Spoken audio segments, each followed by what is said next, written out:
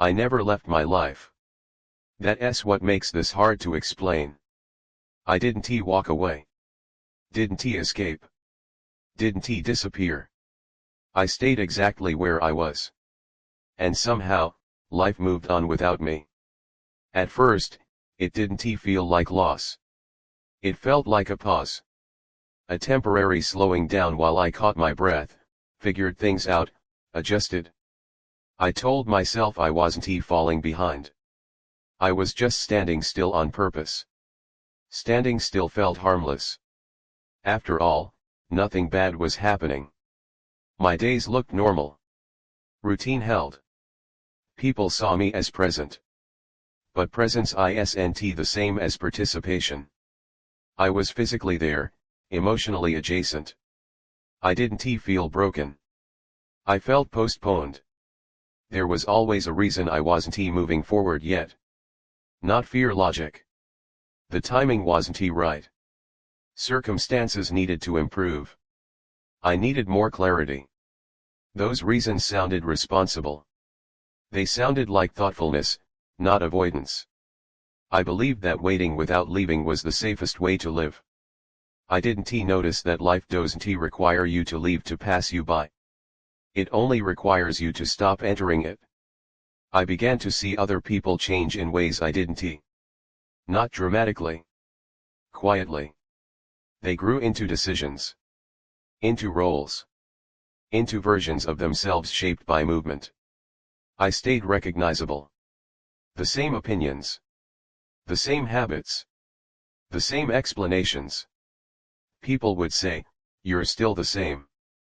They meant it as a compliment. I heard it as a warning. At first, I didn't mind being unchanged. Change felt risky. Staying the same felt safe. But safety has a hidden cost. It preserves you. And erases time.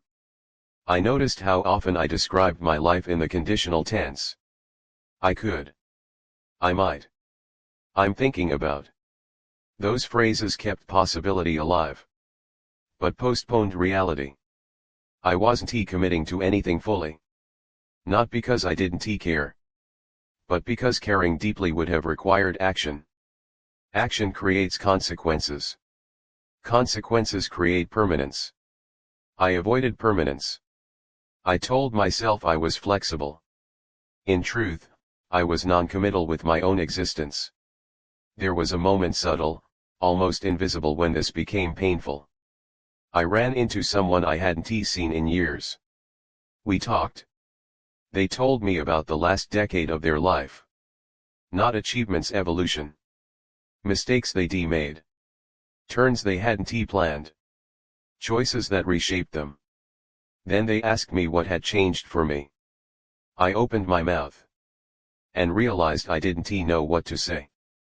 Nothing significant had happened. Not because nothing had been offered.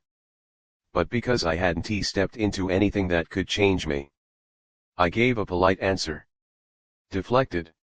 They nodded. And the conversation moved on. But the question stayed with me. Not what have you done? But where have you been? I realized then that life doesn't only move forward when you move with it. It also moves around you. Opportunities didn't slam doors in my face. They simply stopped knocking. Not out of cruelty. Out of irrelevance. I hadn't signaled readiness, not emotional readiness, but existential readiness. The willingness to be altered by experience. I had been preserving myself carefully. Keeping my life intact. Unchanged. And in doing so, I had removed the very thing that gives life weight. Participation. I began to sense a quiet grief. Not grief for something lost. Grief for something never claimed. I hadn't failed. I hadn't chosen wrong. I had just stayed. While life continued its movement elsewhere. The most unsettling part wasn't regret. It was recognition. I saw that nothing dramatic would stop me from continuing this way. No crisis. No breakdown. Just a gradual becoming irrelevant to my own story. I realized that leaving your life isn't the only way to lose it. Sometimes, all you have to do is remain exactly where you are, while everything else keeps going. That thought settled heavily. Because I finally understood something I had avoided for years. You don't need to leave your life for it to move on without you. You just need to stop stepping into it. Once I admitted that my life had been moving without me, I tried to argue with the idea. Surely I was exaggerating. Surely nothing was truly lost. Surely time could still be recovered. I told myself that pauses are normal. That not every season of life needs motion. That standing still can be a form of reflection. Those thoughts sounded reasonable. But they didn't feel honest anymore. I started noticing how often temporary had become permanent. Temporary uncertainty. Temporary waiting. Temporary pause. Years quietly absorbed those words and gave nothing back. I began to recognize a pattern I hadn't wanted to see. Every time something required a definitive step, I delayed. Not because I lacked interest, but because interest alone wasn't enough to justify commitment. Commitment felt final. And finality scared me. I realized how deeply I feared being shaped by my own choices. As long as I stayed still, nothing could change me too much. I could remain intact. Unmarked. I had confused preservation with safety. But preservation comes at a price. It freezes you in a version of yourself that no longer fits the world moving around you. I began noticing how disconnected I felt from people who were actively living. Not emotionally temporally. They spoke about phases. About transitions. About before and after moments. My life had no chapters. It had continuity. Unbroken, unedited continuity. That continuity felt stable. It also felt empty. I saw how often my conversations stayed theoretical. Ideas instead of experiences. Plans instead of stories. Intentions instead of memories. I had become fluent in possibility and illiterate in reality. That realization hurt. Because it meant I couldn't point to obstacles. No one had stopped me. Nothing had collapsed. No disaster had forced me into stillness. I had chosen it. Again and again. I began to feel a strange form of regret. Not regret for actions taken. But regret for actions withheld, for phone calls never made.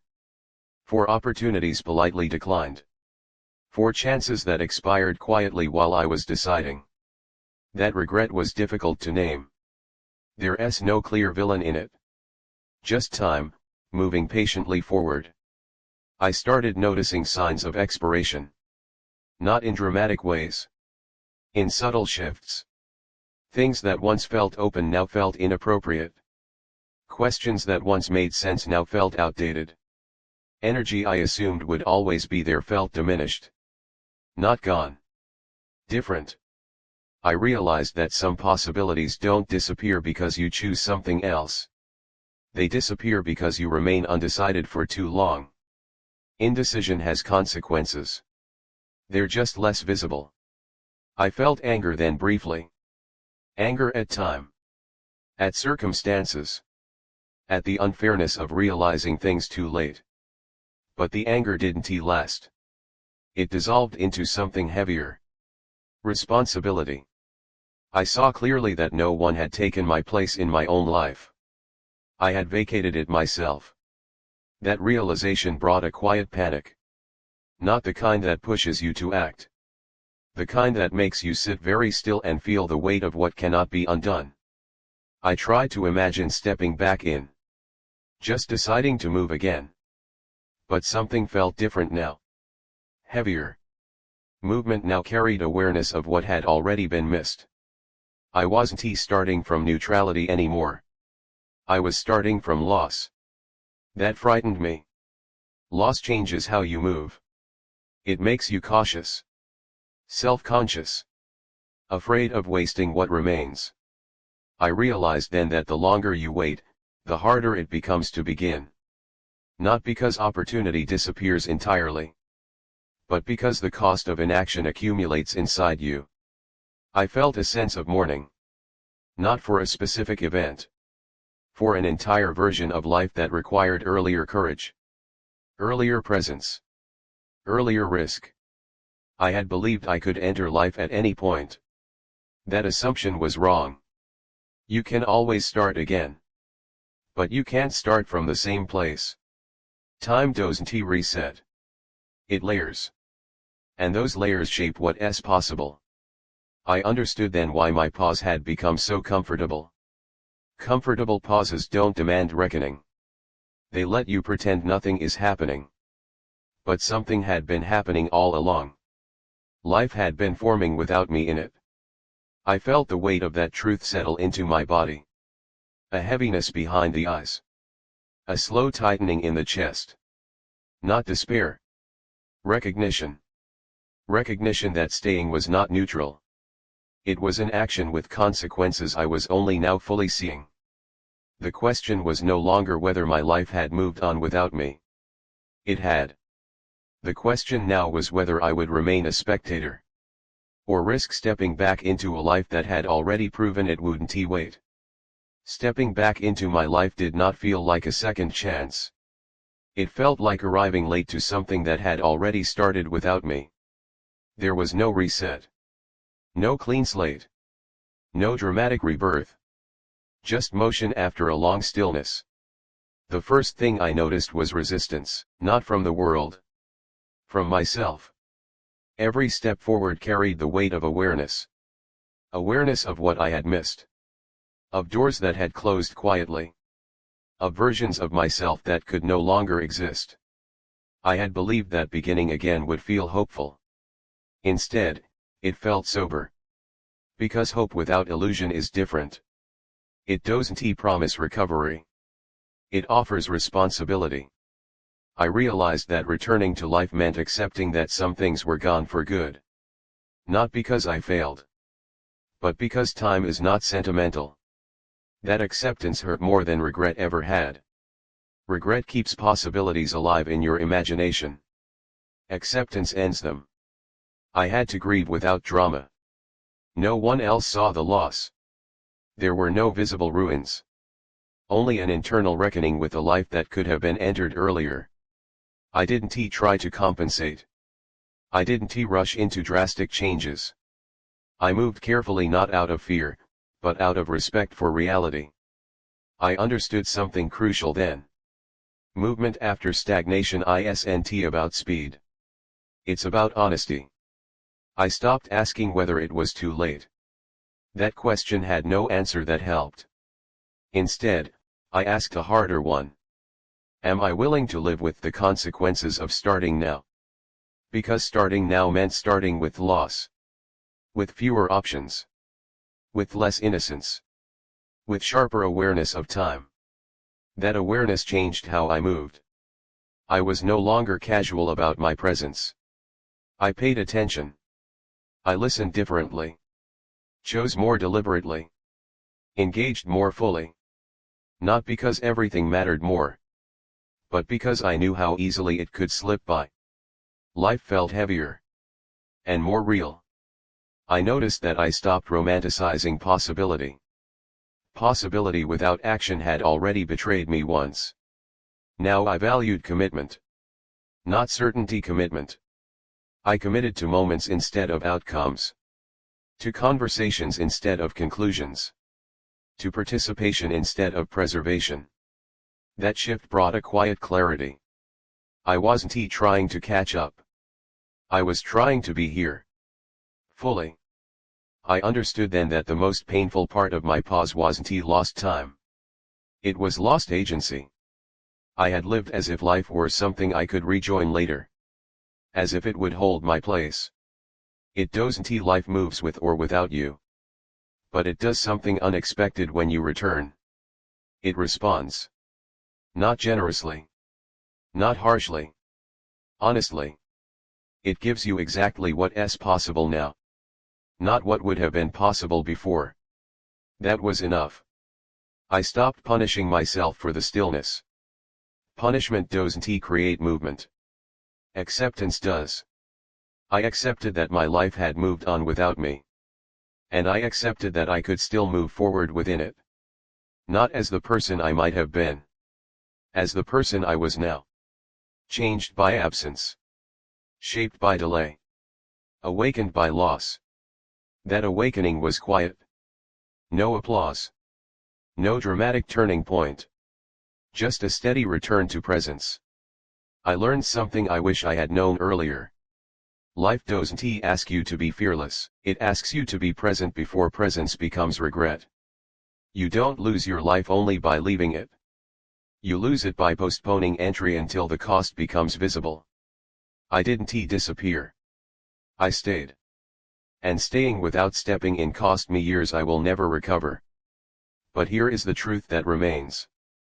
Even late entry is still entry. Even damaged beginnings still count. Even lives that moved on can still be lived.